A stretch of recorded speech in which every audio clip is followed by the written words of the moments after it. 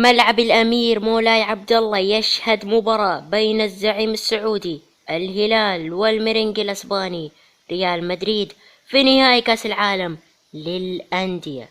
اوكي، السلام عليكم ورحمة الله وبركاته. كيف حالكم يا شباب؟ رجعت لكم مقطع جديد.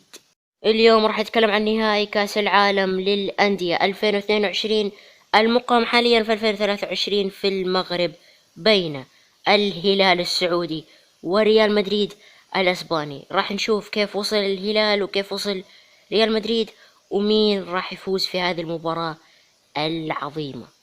نبدأ بالهلال السعودي اللي تجاوز الوداد المغربي في دور ربع النهائي بعد التعادل الإيجابي 1-1 من ثم ركلات الترجيح 5-3. طبعا الهلال كانت مباراة صعبة عليه نوعا ما لأنه كان في إصابات كثيرة من قبل هذه المباراة، ولكن الحمد لله استطاع الهلال تجاوز الوداد المغربي.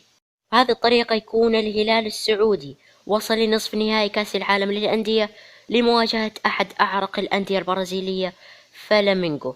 أغلب الجمهور السعودي والعربي توقع فوز فلامينغو على الهلال، ولكن الهلال صدم العالم بفوزه على فلامينغو بنتيجة 3-2 ووصوله لنهائي كأس العالم للأندية لأول مرة في تاريخ نادي سعودي. أول مرة في تاريخ نادي سعودي، ولكن ما هي أول مرة في تاريخ نادي عربي، لأنه الرجاء البيضاوي المغربي وصل لنهائي كأس العالم للأندية في عام 2013، وأيضا العين الإماراتي وصل لنهائي كأس العالم للأندية في 2018. فالهلال حقق إنجاز للكرة السعودية، وإن شاء الله يحقق إنجاز للكرة العربية بفوزه على ريال مدريد في نهائي كأس العالم. بالنسبة لريال مدريد، فريال مدريد وصل لنصف نهائي كأس العالم للأندية مباشرة بنظام الفيفا. ريال مدريد استطاع الفوز على الأهلي المصري في نصف نهائي كأس العالم للأندية بنتيجة 4-1.